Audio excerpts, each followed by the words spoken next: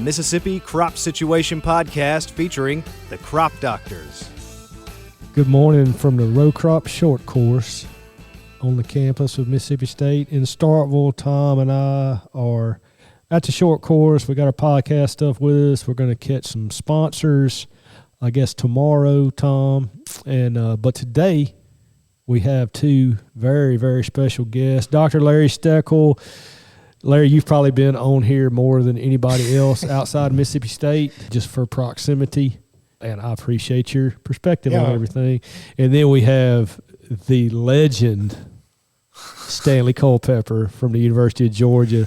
Stanley's never been on with us before, usually because Stanley's too busy to trifle with. In a Georgia pullover, I should add that he probably had chosen in hopes of the fact that they'd be playing for the national championship again. I have to get that little barb in there. I know. Well, man, Tom just nails it. Bring the fire. I'm kind of surprised he's not packing up and leaving right now. Well, I did duck when I went through Tuscaloosa. Okay, I did duck, but it was planned to not go the way it went, right? So this is Monday at the short course. So this is 2 days after the SEC championship. Sorry, dude. Which would be our national championship. Those of us in the South that are football fans. We'll just call it what it is. It's SEC national championship game. But Stanley, thanks so much for coming, man. Absolutely. You've been over here before. It's been a number of years since you came to the short course. Have you ever been in this building?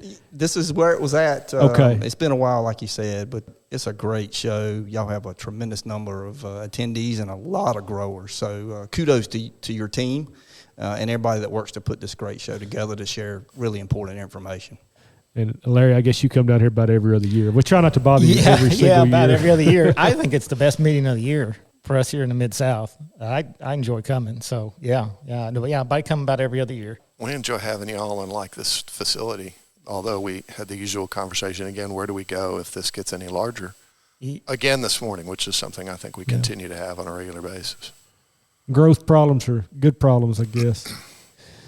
Stanley, when we do these, especially when we have people like you that, are out and about and doing stuff in the field, a question that I like to ask, and I've asked Larry this in the past, I've asked other people this in the past. You've been doing this a lot longer than I have, maybe like 3 years or something longer than I have. But so this is a long time you've been doing it. What's the craziest thing you've ever seen when you've gotten called to a field in the state of Georgia? Wow. So I would say my number one was actually a visit with a doctor, a medical doctor, about arsenic poisoning from MSMA. And I don't want to go any further than that because I don't want to be pulled into the situation. But I get it. Let's just say someone was given arsenic in a way that connects with agriculture, right? So crazy stuff. And then, of course, another one that was good with me, I didn't have an absolute clue, was weed management and mushroom production, right? So that's the world that we all live in, right? You can't dream this stuff up. But it is always something going all the time. I debated on asking you that, and my backup question was, what was in your mind when y'all found that first Roundup-resistant pigweed? And then I decided I was more interested in hearing the crazy thing. Yeah, the one you didn't ask is way more entertaining. Well, we got time. For me. Lay it on us. Well, you go out and you say, Farmer Joe, you screwed something up. Let's figure out what you did wrong. And then, after we do all the work that we do to document and confirm resistance. Come to find out he didn't. Then you have to go bow down and say, you didn't do anything wrong with your application procedures, maybe in your management program up to that point, but as far as you can't kill this pigweed with glyphosate. It took quite a while, but, man, I had to run it like 3 or 4 times before I would even say anything to the great Dr. York, which was my previous advisor just prior to that. So believe it or not, I told Larry this. It's been 20 years ago. 20 years ago this fall is when we found that first glyphosate-resistant Palmer amaranth. Wow, that's a long time. It doesn't seem like that long. Coincidentally, our brand new extension director got out of town right before they found that. Angus was working for Monsanto. He was covering that territory. I think he moved back over here the same year that y'all found that. I'm just not going to say anything. Well, no, that's just a fact. Point being, Angus didn't have to deal with it because he was back over here by that point as an entomologist and not working for Monsanto with Roundup, supporting Roundup.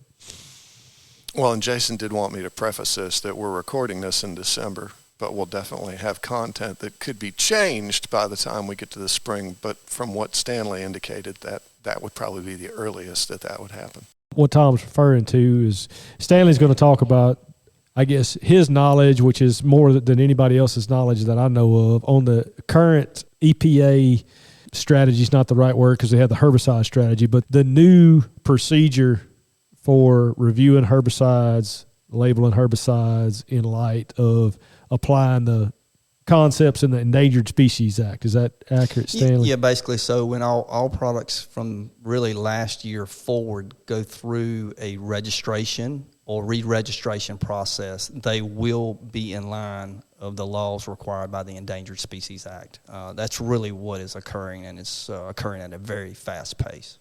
I think last year we had the late Don Parker in with us, and Don, no offense, may know more about it than you do, Stanley. He absolutely did. I mean, incredible. And so Don kind of summarized everything for us, and that has been a while back. So why don't you or Larry or both give us just a brief history on how we got to where we are right now with the Endangered Species Act? Because it's not a new thing. I'll give you a little bit of background. So believe it or not, 1973, so 50 years ago, is actually when the Endangered Species Act was proposed and passed by Congress. And that act basically defined legislation that required the protection of endangered and threatened species, and very important for this group here, the habitat of those species. So it might be a bee, it might be a butterfly, but it's not only the bee and the butterfly, it's the plants that those bees and butterflies need to survive, right? And at that time, basically, the EPA was formed, right, 1971, 1972, and you're talking about this act occurring in 1973, really driven historically from some of the issues that we had with DDT, some of those other issues, to make sure that we're protecting wildlife, but we're providing tools for agriculture, feeding the world, providing the food, feed, and fiber. And what really happened for about 48 years was not a lot. But then about 2 or 3 years ago, there were different groups that realized, well, when the US EPA is registering or re-registering a pesticide, they're really not in compliance with that statute, the Endangered Species Act, right? And once our products started being taken to the court system, things were not going well for us, right? So if a group was to sue the EPA on a given product and they go to the court system and they say, well, the EPA is not meeting the requirements of the Endangered Species Act, and the judge looks at the EPA and says, are you meeting the requirements of the Endangered Species Act? And they say no, right? Then the potential registration or re-registration of all of our products are in serious trouble. In fact, about 95% of our products today are vulnerable until we get them through the ESA process. When we say ESA, that's just Endangered Species Act. So that's a little bit of background of where I'm at. But all of us talk all the time about resistance, and herbicide resistance is still huge. But at least sitting here today, the potential challenges in the regulatory environment that's currently occurring, I think potentially pose a greater risk than even resistance to our ability to remain sustainable on the family farm, which, of course, without the family farm, 86% of U.S. ag products come from family farms, not corporate farms. But without the family farm, you don't have the food, feed, and fiber for the world. Now, I'll throw another tidbit I love to share with. Every farm today feeds 166 people for a year. You and I do impact statements, and we think we're important, but the impact statement for agriculture is just absolutely unprecedented. But they have to have the tools that they need if they're going to preserve our way of life. Talking to Bird just a little bit before this, and I'm sure we're going to drop these a little different, and that's the listeners realize that. But when Bird talked about rotating herbicide chemistries, and that's something we need to do in all pesticide application programs, is rotate those active ingredients. What you're saying there, Stanley, basically threatens that whole entire premise, because it's not registration of new products, it's registration and re-registration of the old products. That's exactly what Bird talked about and exactly what we all talk about. So that imposes a mighty big challenge. Yeah, my understanding is supposed to be like no impact. So even if it's like quadrus or headlines drifted on like in Tennessee, we got the Spring Creek bladderpod. It's an endangered species. You can argue it might help it, but that's that would still be a problem. Yeah, I think the important thing to remember is this is 95% of pesticides, not herbicides, not fungi. It's all of them. So when you think about that toolbox, and Larry talks about it all the time about, hey, I've got to have tools in the toolbox, where if you're already losing a lot of tools to resistance, right, and now you start either losing the tool completely, or you might lose what I call practicality of the tool. Let's go, for example, a 300-foot infield buffer. You lose all practicality of the tool, right? So it's functionally unusable. Functionally unusable. You can't continue to feed the world if you're sitting here looking at that. So we have these two mighty issues to deal with, but our toolbox is in serious trouble. Now, the positive, at least where I'm optimistic, most people are not, but the positive of where we're at with the Endangered Species Act, the EPA has shared a lot of information of what they think, but they've asked for our thoughts, right? And our thoughts have to require a lot of science, but we're providing a lot of our thoughts in a lot of ways, and we really, really have to be engaged. And that's from every listener you've got to every scientist to everybody has to be engaged to help them come up with reasonable solutions. Now, again, a farmer might come up with a solution that doesn't have science, but that's our job, right? We go get the science to support that potential solution, and then we work with the EPA to get that in part of the process. But we have to be engaged. Stakeholders have to be engaged. We have to be involved. We have to make sure that the people that are regulating understand us, what we do, how we do it, why we do it, right? This concept that we just go out and spray, right? We think that's insanity, but that is not what is thought about much of the general population, right? So we have to be engaged. We have to generate the right science, and we have to work together, or we're in very, very, very serious trouble. Well, and the hard part is you're hitting a time of the year where I think people wind down, and the farming community doesn't want to put a lot of effort into computer-based things. I mean, let's face it. When we have those conversations about what's the best way to get in touch with you, in a lot of cases, they don't want to respond to emails. But answering those comment periods on these types of situations are excruciatingly important and will be more so moving forward. And they're the people from the farming community that need to make those comments. Absolutely. I would say this. Imagine if you or I are sitting at a cubicle at the U.S. EPA. We're really, really smart. We're probably young today, unlike myself, but they're young, right? And they're making decisions that determine our future. Who would you want information from in agriculture-wise more than the actual farmer, the person that relies on the tool, needs the tool, right? So there's no doubt they have made a very, very aggressive effort to get out among the states. They've been to Mississippi. They've been to Georgia. They've been to Tennessee, right? They are getting out. They want to hear from the stakeholder. They want to hear from our farmers. We, as university-type specialists, have to be a conduit to put them together, to let them have the really good conversations. Because if, and I hope when, we make it through endangered species, and again, it's too early to tell how bad it's or good it's going to be. It won't be good, but how bad it's going to be. We have to stay engaged. We have to communicate what we're doing, why we're doing it. And then once, my experience has been, once any of these regulators get to meet any of my farmers, they're absolutely floored. Absolutely floored. Man, these people love the land, right? It's part of their family. They love the people that work for them, right? They're part of their family. And when they get out and they see how hard we're working and how challenging agriculture is, most of the time they realize then, okay, let's work together and find a solution. Because there's a solution. There is an absolute solution. Remember, the goal of the Endangered Species Act is basically to protect the wildlife. This is what we do every day as agriculturalists, right? It's absolutely what we want to do, right? So if we're not doing something that's absolutely perfect and some science can make us better, who's going to jump on it? We're going to jump on it. We're going to adopt it. We want to be better. It's our kids and our grandkids running around on the farm, right? We're not going to just apply pesticides anywhere. It makes no sense. We can't stay in business, and we care too much about the environment. But we have to do this in a very strategic way, using good science and having engagement by all of your listeners. I mean, all of your listeners. And I get in trouble for saying this some, but this is not 1985. We can't rely on people that love agriculture in Washington, D.C. to take care of us. It doesn't happen anymore. We have to take care of ourselves. And I think the best way to take care of ourselves, obviously, is to be engaged, work together. But science.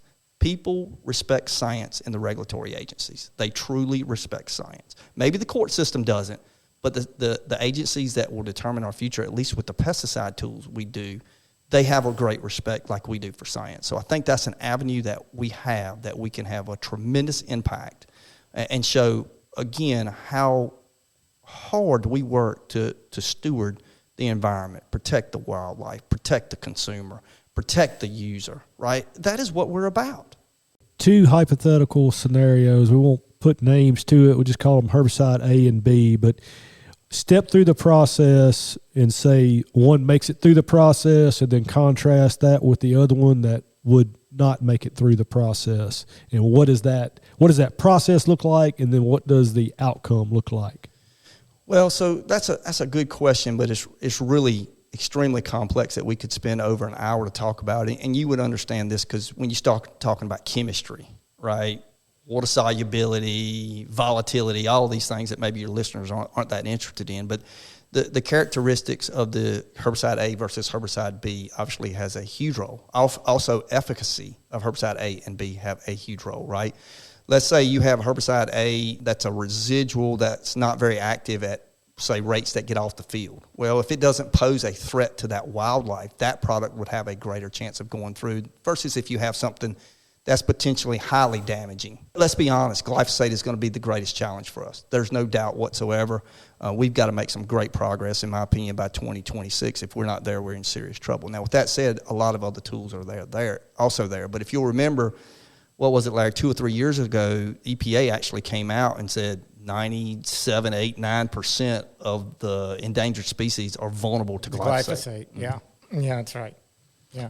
So again, that's a complicated question, but the chemistry itself, and then think about use patterns. Use pattern in cotton is totally different than a use pattern in tomato, right? We have some herbicides that are used in both, right? So it is so dynamic and it's so complex, and that's one of the challenges that we're all fighting together. And when I say all, scientists, regulators, even the political realm that, again, supports agriculture, understands the need for us to be able to feed the world, right? So it's just such a dynamic scenario because you have 1,800 or so endangered/threatened species that changes every day, and then you got 900 or so critical habitats.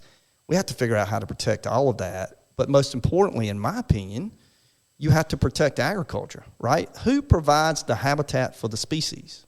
You could argue there are a lot of federal lands out west, but in our part of the world, the habitat is provided by agriculture, right? So if you do something to protect the wildlife that destroys agriculture, you have inadvertently destroyed agriculture because we're going to put a gas station up or we're going to put a housing complex up, right? We're losing over 200 acres of farmland every hour. While we're hearing today, USDA numbers, 200 acres that is the greatest threat to any of our species. So we have to protect agriculture. And at the same time, we have to protect these species, right? Not only because it's the right thing to do, but because it is the law. But again, if we work together and we get our ducks in a row and we get science in front of decisions, agriculture doesn't lose to decisions made from science. Agriculture loses when decisions are made without science.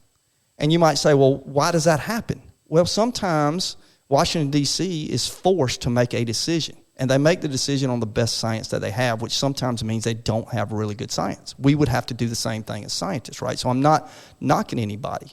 But when we have good science, at least throughout my 24-year career, especially in the world of pesticides, when the science is there, the right decision is ultimately made, right? The problem is with ESA, decisions are being made so quickly to try to get us out of the court system, which we must get out of the court system, but it's being made so quickly we don't have the ideal science we need to make good decisions, which equals overly conservative decision-making, right? And you've seen that. You see that, in my opinion, with the Extendamax and Ingenia and Tavium ESA buffers. You see that with Enlist, at least Enlist Duo for me. I think Enlist 1 has some counties that it can't be used in, right? You see that as a result of having to make decisions very quickly. And if we don't get the science right, that's just going to continue pesticide after pesticide after pesticide after pesticide. Those deadlines were set by losing court cases, right? So that's what's drawn all this and why it's all come to a head like this year. Larry's absolutely right. If we don't get this done on the timeline, believe it or not, the DOJ agreed to, and the DOJ had to agree to it because we lost, well, I shouldn't say we, the registrants lost the mega suit, right? That megasuit is set every timeline. Everything this year when the vulnerable species pilot project information was provided, that was following the timeline from the lawsuit agreement. Herbicide Strategy was released on a timeline that was defined in the agreement from the DOJ on Herbicide Strategy, right? Rodenticides, then insecticides, and then fungicides. It is all laid out for us. The problem is there's not enough time to get the science. We're still identifying the science we need, and then we need, as you guys know, we need years to not only help make ourselves comfortable with our own research, but get our colleagues to repeat it and show it's repeatable in time and space, right? So it's really it's a dilemma. The time component to get the science to make great decisions is there. Now, part of your life, your entire lives has been what happens? A registration or a re-registration, there's some kind of requirement that's thrown on the product. It impacts your grower. So then after the fact, you go out and you do work and you address it, right? And then we often can get it fixed based on sound science. But that cart horse thing, right? It sure would be nice to get the science before making the decision versus what we historically do is make the decision, it hurts agriculture, and then we come together and we go generate a bunch of science and go back in and try to solve the dilemma that was caused years previously, right? And that's where we're heading if we can't come together and work together and come with a reasonable solution. My question about those two herbicides, I guess a different way to ask it, certainly a better way to ask it would be, at the point that we end up with some version of all this in place, give us an example of what would prevent a commonly used herbicide in 2023 from not being able to be used in some years in the future. So again, it goes with what is proposed or what we're hoping will come out. So I don't know that your viewers want to go read Herbicide Strategy. It's about 975 pages, and you'd have to look up about every third word what it means, right? And even the summary is incredibly complicated. It is insane, right? So again, if you want to laugh, you know, go look at that. But if you look at what is proposed, and I say this with the EPA in the room, so I don't mind saying it. If you look at what's proposed with Vulnerable Species Pilot Project, or you look at what's proposed with Herbicide Strategy, if it goes through, we're done. None of our products can make it through. So you're A versus B, it doesn't matter because we're in serious trouble. Now, I'm optimistic again. We're going to work together, and what's proposed will look nothing like the final Herbicide Strategy or Vulnerable Species, because I'm hopeful decisions will be made on better science, more available science, and the things that we're doing. So what could potentially happen, right? It depends on where if you go through from proposed all the way to over to the far right, where I'm just super optimistic that we're going to come to some kind of really scientific solution, right? It depends on where you end up in the middle, right? Because you're hopefully not going to end up on their side and probably not going to end up where I would like to be. But if you end up in the middle, it'll depend exactly on what's there. Because, again, these are just some steps, and I'm working around your question and not answer your question because I don't know it can be answered, right? You have to look at the map. That's what I'm here for. I'm here to ask the hard questions. Well, you have to first of all, when you think about this product, what species does it impact, right? And then the fair question is, do you know where the species is located, right? If you don't know where the species is located, which is a realistic thing, then, right, we have the right to know where they're at. So let's do some work and figure out exactly where the species is located. Then the next question is, do you know where my farm fields are that I'm treating with a pesticide? Well, in theory, USDA has some really, really good data, but there are what we call some spurless pixels that represent supposed farm fields that aren't farm fields, right? Why is it important to know where the farm field is and where the species is at? Because it's really about overlap, right? Where does the farm field you treat with a pesticide overlap with that species? If they don't overlap, then herbicide A and B, you get to keep using them. If they do overlap, well, maybe they overlap and we can implement a mitigation strategy, right? So the reason I can't answer your question is because I am hopeful that it will change dramatically. We will know where the species is at. We will know where the farm fields are at. Keep in mind, I beat on our registrant partners all the time. We need label reform monumentally. Larry and I have been on this forever, right? We need accurate use rates, right? If you look at vulnerable species document, they're assuming a use rate of 6.4 pounds active ingredient of diuron in a single application. Right? If you were to put 6.4 pounds of, you wouldn't have a crop, but think about how much product's moving off target, right? That is a tremendous higher rate than what we practically do. So practical use rates, practical use patterns have to go into the modeling process the EPA uses to predict how much potential injury or harm we cause to these species off the field, right? Then do we know how sensitive an endangered species is to a given pesticide? I mean, if Larry's treating them on the side, we're going to put him in jail, right? So we don't know how sensitive these species are. And then sometimes we might use, for example, soybean to represent an endangered species that's not related to it at all for dicamba, right? So they're going to use a worst case scenario. So again, we need surrogate species. And then after you figure all that out, man, that's when you start working on all the mitigation components, right? And you've done a lot thinking about the mitigation components. How do you get your mitigation points? How do you fit under the guidelines that you're going to have certain requirements to follow with spray drift, right? You got spray drift mitigation you're going to have to implement. Every one of us is going to have to do it. You got runoff erosion mitigation that you're going to have to implement. And that's where you're talking about. You're going to be required on some products like, say, dual magnum, S-metolachlor, you're going to have to get to a 9. The EPA came up with a scale. I don't think the scale will change. You have to get to a 9 in mitigation strategies in implementing that. You know, for example, cover crops you might have. Right now they're only allowing 1.4 cover crop, right? So they have a different mitigation list. They have a certain list of points for that list. We have to be engaged. We need more options on there, and we need more points for some of them, again, like cover crops. The theory that they're only going to give 1, which they define as low impact, where 3 would be high impact for a cover crop, to me lacks any scientific merit. Does. Isn't that crazy? In our part of the world where we can grow a cover crop that's got a lot of biomass, it makes no sense. I mean, it ought to be a 3 or 4. Yeah, it can't go higher than a 3, but it ought to be a 9. If you need a 9, that's all you ought to have. But that's where we're at. We're at a different scale on that. So when you look through that process of everything that has to happen to answer your A and B, man, it's almost impossible to do. And again, what's got us stuck is this timeline. We can answer this, right? There's nothing I've said that we all, as scientists, can't work together and address. But what we can't do is we can't address it by March of 2024, right? No. We just can't do it. Just a few months. That wasn't in my mind when I asked that question originally, but I think you make the point that under the current propositions, it's impossible. And there's no way of doing a clear comparison in any kind of concise manner. Because, like you said, it's 900-something pages, and you got to get, in theory, through all 900-something of them to make sense out of the final product. And it's impossible, particularly in light of the fact that you've got this unfortunate convergence of EPA and DOJ. DOJ is not worried about the science, right? They're just not. They can't afford to be. Right. That's right. And EPA really can't afford to not be worried about the science, because then they back everybody into a corner that they honestly don't want to back anybody into, regardless of the general perception of government agencies in general being against, in this case, farmers, which they're not. And my experience, just like what y'all said, was very positive in our interactions with those groups when they visited our state. Very positive.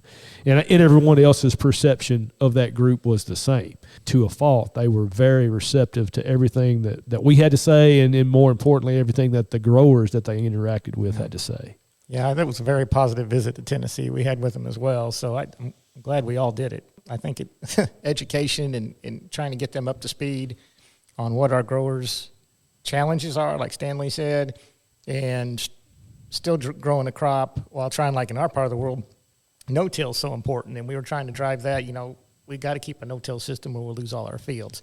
That was one of the big things we were pushing, and everybody's going to have different options, because in the Delta, you're going to have a lot different issues than what we have with our rolling hills and what you do with all your myriad of crops you've got to raise. So, well, Stanley mentioned diuron, and our catfish growers use diuron in ponds. When the EPA visitors came and visited, they were under the impression that those ponds were getting treated and then that water was getting released downstream. Well, that water doesn't get released downstream. Certainly after you've invested a treatment in it, we're definitely not going to release it downstream. And it was very enlightening for them, because a few of them had some experience with row crop agriculture, but none of them had ever seen a catfish growing operation. I mean, it's very unique to our part of the world. That is a perfect example of why we have to be engaged, with these individuals. Again, I will fight anybody that says the EPA scientist is not working hard to get the decision right.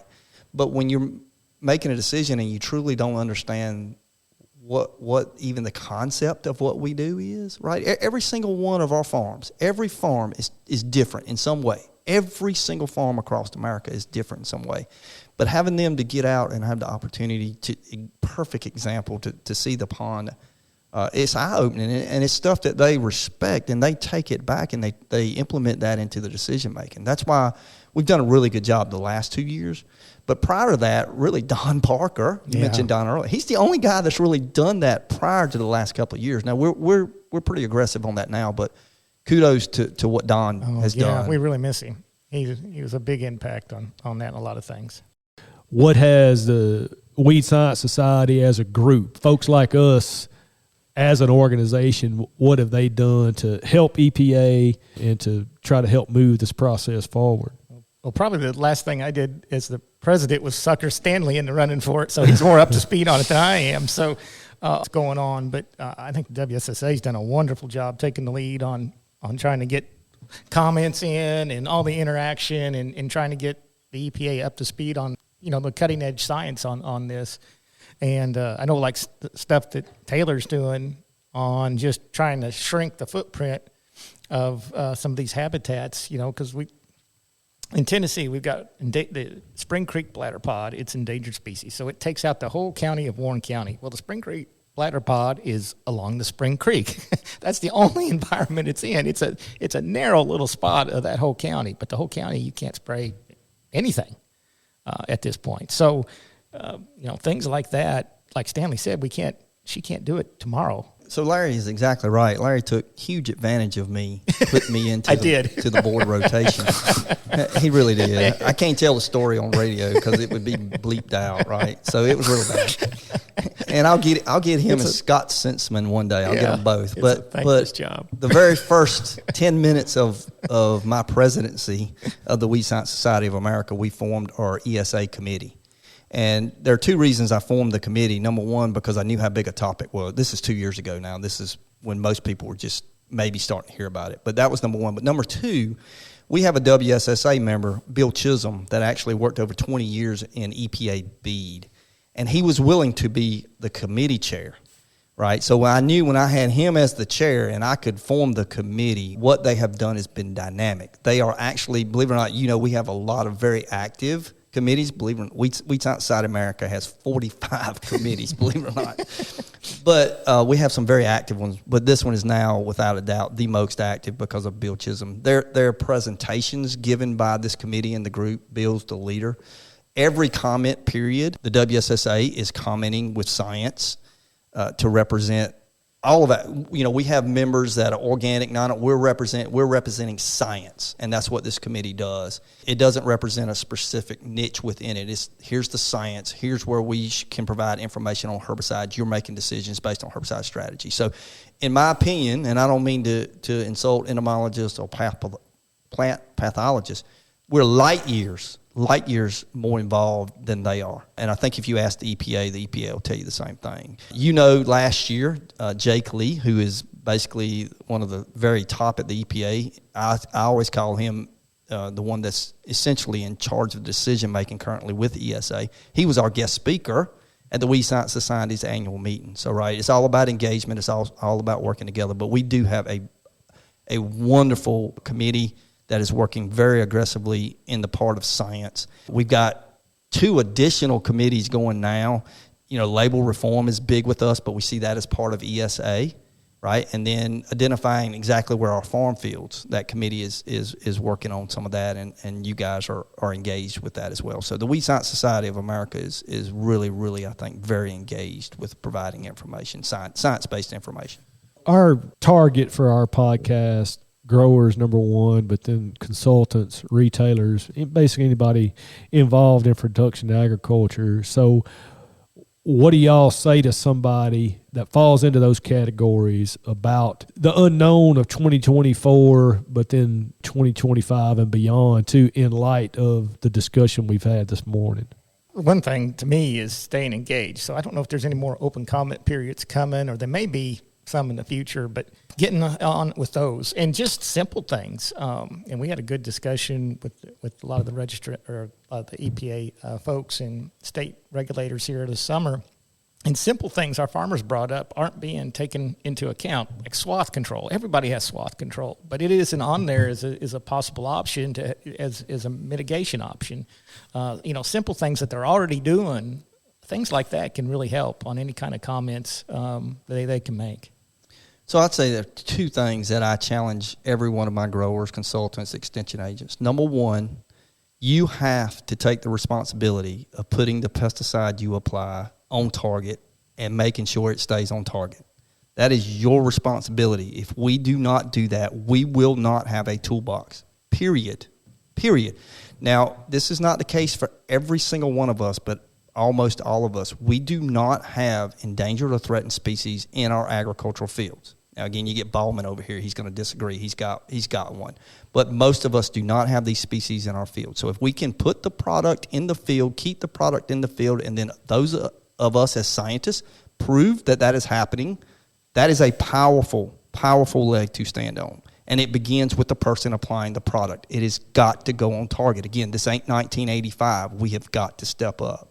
Number two, Larry's exactly right. If you don't understand when we talk about spray drift mitigation or runoff erosion mitigation, you're not sure what that means right now, you need to reach out to your extension people, your specialists. You need to get engaged on what has been proposed and what we could potentially add to that list. We have got to have your input, especially if it's something you're already doing that doesn't cost additional money, but it works in keeping a product in the field, whether it's spray drift or runoff erosion.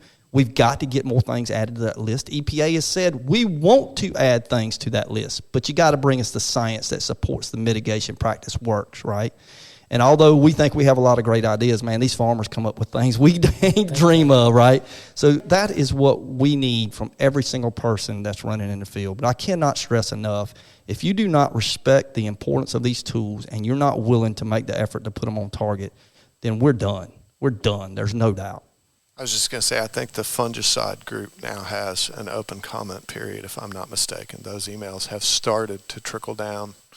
At least I've gotten some of those the last few weeks. So those comment periods are open, and people really need to take the time to make constructive comments that are helpful in those particular situations, because I have skimmed some of those comments. And a lot of what's on there is just copied and pasted from multiple people making the same statements that in a lot of cases do not apply to what is actively going on in the field. Some of them look just like robots. I mean, I read them. You all have too, but they can tell when it's from a farmer or and those they really stay. And they want your name. Yeah. And that's, so don't make some just crazy statement that doesn't make any sense. Yep. I mean, they're truthful, honest, short, sweet, to the point statements. And some of the letters that are on there by organizations, and I was just over here jotting notes about, I need to contact our representative who's involved in that and ask him what's the role of our professional society, because I have a feeling they don't typically like to make statements similar to what the WSSA would, which is discouraging from where I sit as a scientist. Guys, we appreciate it. Stanley, you came the furthest, so we appreciate you driving over and have a safe trip going home. We're recording this in December, and it may be February. We hadn't decided exactly yet when we're going to release it, but it may be February. So if it is, y'all humor our conversation about Stanley's team laying an egg in the SEC championship. Hey, with that Orange Bowl, man, that's a big deal. That's a big deal to get invited to play in the Orange Bowl. You got to walk all over FSU based on how they played Louisville. Just, And Larry, man, it's always a pleasure. Oh, yeah. We always enjoy having you on. I'm glad you had Stanley here, because he can answer these questions a lot better than anybody I know can. So he's done a great job. We appreciate it. Safe travels. The Mississippi Crop Situation Podcast is a production of Mississippi State University Extension.